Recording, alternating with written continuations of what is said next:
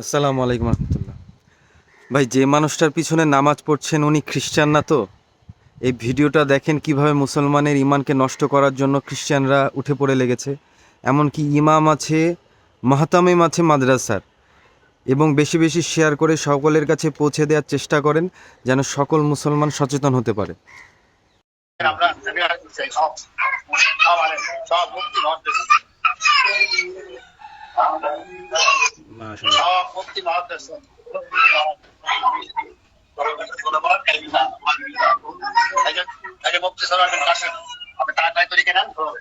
ভালো আছেন ভাই? ওয়ালাইকুম আসসালাম ওয়া রাহমাতুল্লাহ। ভালো আছেন না?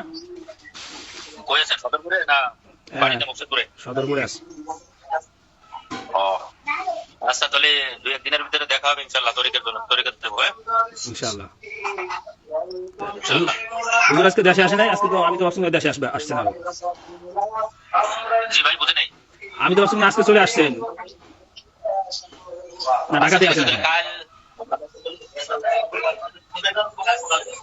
আচ্ছা, তাহলে কালকে ফিরে আছেন? কালকে সম্ভাবনা আছে ফ্রি থাকার। যদি ফিরে থাকেন তাহলে বললেন, তাহলে আসবেন, এসে তৈরি করতে পারি। এখানে আসবেন আপনি? সদরপুর আসবেন? আপনার কাছে চলে যাবেন। হ্যাঁ হ্যাঁ, সদরপুর আসবেন অথবা সদরপুর আপনার ফরিদপুর নিতে পারি।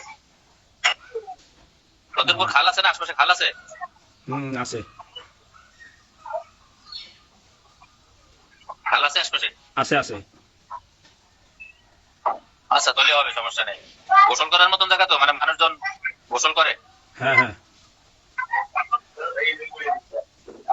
ঠিক আছে, ওকে, ঠিক আছে, ওকে, ইনশাআল্লাহ। তাহলে দেখা হবে ইনশাআল্লাহ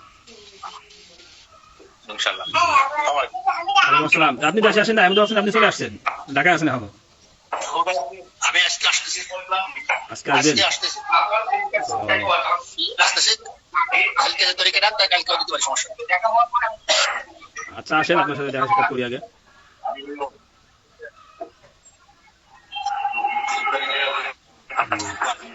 ঠিক আছে, দোয়া চাই। হ্যাঁ, বুঝা যায় না একজনের চেহারা, চেহারা বুঝা যায় না একজনেরও। এই দেখেন, এটি মুক্তি সব, এটি বলা সব, এটি সব সব মুক্তি ভাগ, এই যে সব। এরা কোন জায়গা? এই জায়গা নাকি ফরিদপুরে আমাদের? আমি জিজ্ঞেস করবো না, কথাবার্তা স্ট্রেটফরওয়ার্ডলি সত্য কথা বলে দিবেন, যদি আবার পেঁচায় পেঁচায় আপনার কাছে উত্তর পাওয়া যায়। এবার যদি পেঁচান তাহলে কিন্তু আমার কিন্তু কঠিন হবে। আচ্ছা, এই ফ্ল্যাশটা একটু ভালো করে ধরেন। হ্যাঁ, এই গ্রামের নাম কি আপনাদের? মাইজল, ফরিদপুর পশ্চিম মাইজাল।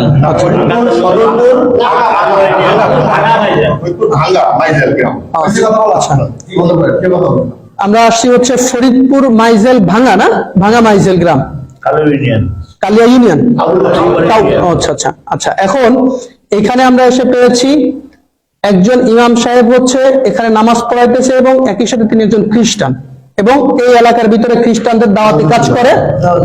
তো এই শবে বরাতের দিনও উনি নামাজ পড়াইছে, মোনাজাত করছে, এবং ইনার পিছনে যারা নামাজ পড়ছে এদের নামাজ, খ্রিস্টানের পিছনে তো নামাজ হয় না সাধারণত। আচ্ছা, এরপরে হচ্ছে আরেকজন হচ্ছে মোটামুটি জেলা দায়িত্বে আছেন, উনি হচ্ছে জেলা দায়িত্বে আছেন খ্রিস্টানদের এই ফরিদপুরের।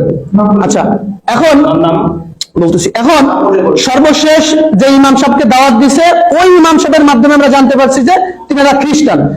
যাকে দাওয়াত দিছে সরাসরি তার মুখ থেকে আপনারা একটু শুনেন যে তাকে কি বলে দাওয়াত দিয়েছিল এবং কেন আজকে তারা এসেছে, বলেন আপনি। আসসালামু আলাইকুম ওয়া রাহমাতুল্লাহ। আমি শফিকুল ইসলাম।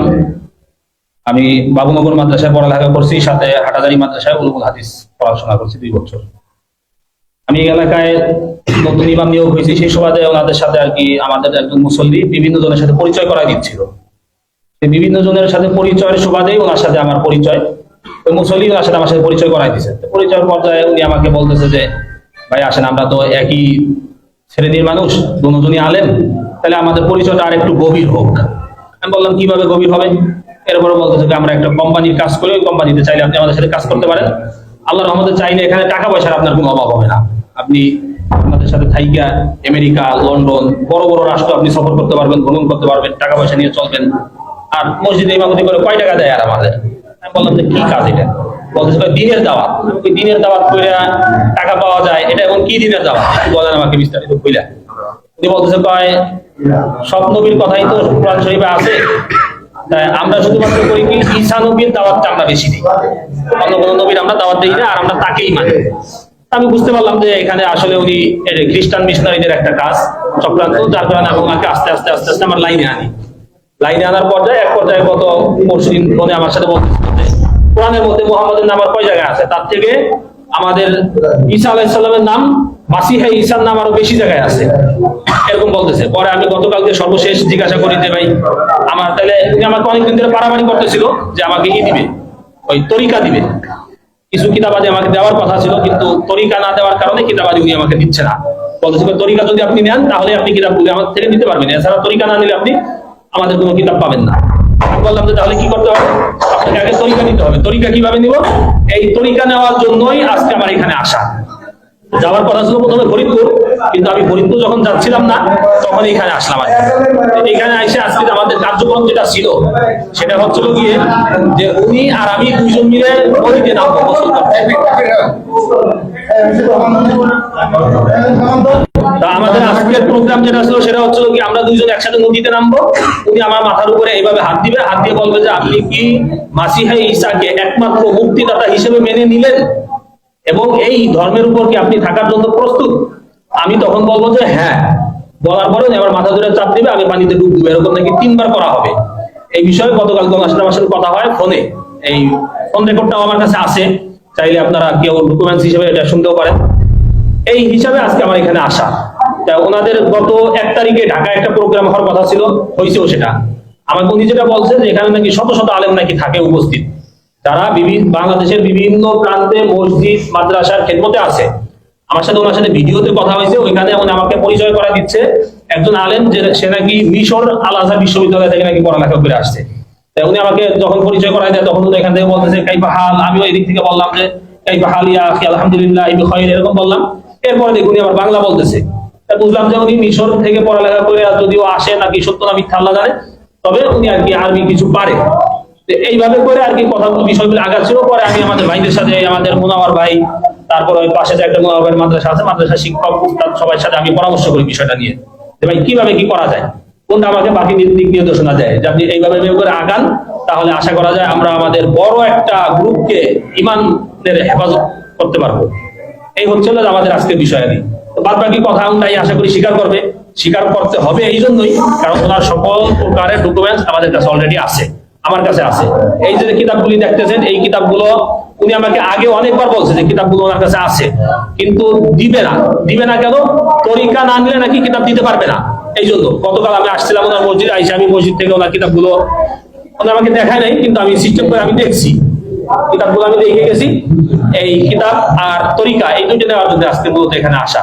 তো আমি আপনাদের কাছে আবেদন করবো যে টাকা, হ্যাঁ কিছু টাকাও দেওয়ার কথা ছিল। আমার সাথে ওনাদের একজন আছে, আলেম আছে, যে কুমিল্লা আছে, মুফতি আকিদুল ইসলাম, কুমিল্লা দাউদকান্দিতে আছে, একটা মসজিদের ইমামতি করে, সাথে একটা দাখিল মাদ্রাসা উনি শিক্ষকতা করে। তো ওনার সাথে আমার সাথে গতকালকে কথা হয়েছে প্রায় 20 মিনিট এই হোয়াটসঅ্যাপে, এটাও আমার কাছে কল রেকর্ড আছে। ওনার বাড়ি কোথায় কিছু বলছে? উনি আমাকে আগে বলছিল গোপালগঞ্জ, কিন্তু উনি তো মাত্র স্বীকার করলো যে আকিদুলের বাড়ি নাকি বাগেরহাট, এরকম বলছে।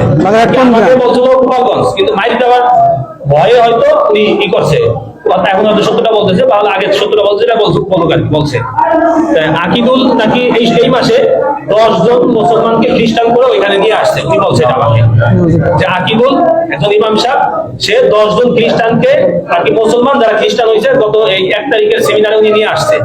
সেমিনারে আমার যাওয়ার কথা ছিল, কিভাবে যাইতে হবে, কিভাবে মসজিদ থেকে ইমাম, হ্যাঁ সেও একজন দাউদকান্দি একজন ইমাম, তারা ইমাম কিনা এই ব্যাপারে আমি এটা জিজ্ঞাসা করি। এটা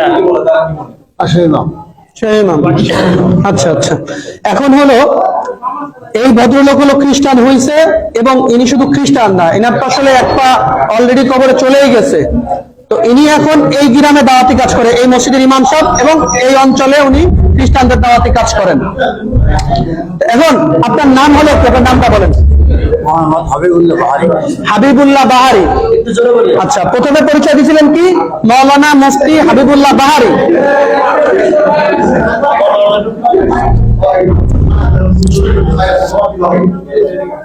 ভিডিওটা একটু ই করে বন্ধ রাখেন। আপনি কি এদিকে আসেন ভাই? পরিচয় উনি প্রথমে দিছে, ওনার নাম হচ্ছে মাওলানা মুফতি হাবিবুল্লাহ বাহারি। এরপরে বলছে উনি ফাজিল শেষ করছে কোনিয়ালিয়া থেকে, দিগনগর থেকে ফাজিল শেষ করছে, আবার মাওলানা মুফতি শেষ করছে। পরবর্তীতে কিছু সময় পরে আবার স্বীকার করছে না মাওলানা মুফতি হয় নাই।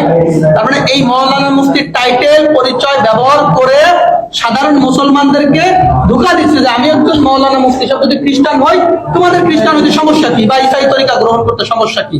আচ্ছা, তো এখন আপনার গ্রামের বাড়ি হলো কোথায়? মানিহার গ্রাম, মানিহার গ্রাম, থানা গোপালগঞ্জ, জেলা গোপালগঞ্জ। জেলা গোপালগঞ্জ, থানা গোপালগঞ্জ, মানিহার গ্রাম। আচ্ছা, আপনার ছেলে সন্তান কয়জন? আমার 3 বাচ্চা, 2 মেয়ে 1 ছেলে। আচ্ছা, আপনি এ পর্যন্ত দাওয়াত দিয়ে আকিদুল্লাহ খ্রিস্টান বানাইছেন? জি। আচ্ছা, শুধু আকিদুল্লাহ। শুধু আকিদুল্লাহ। আর তারপরে আর কাউকে দাওয়াত দিয়েছেন? না, আর তার এনারে দিয়েছিল। আর এটাকে দাওয়াত দিয়েছিলেন? কিন্তু আপনি আমাকে বলছেন যে আপনার সে অধীনে অলরেডি 5 জন খ্রিস্টান আচ্ছা, আছে। ওনার অধীনে আরো 5 জন খ্রিস্টান আছে, উনি বলছে এই রেকর্ড আছে আমাদের কাছে। আমি মিথ্যা কথা কিন্তু বলছি। উনি মিথ্যা কথা বলছে, স্বীকার যাচ্ছে। উনি বলছেন বলতে মিথ্যা কথা।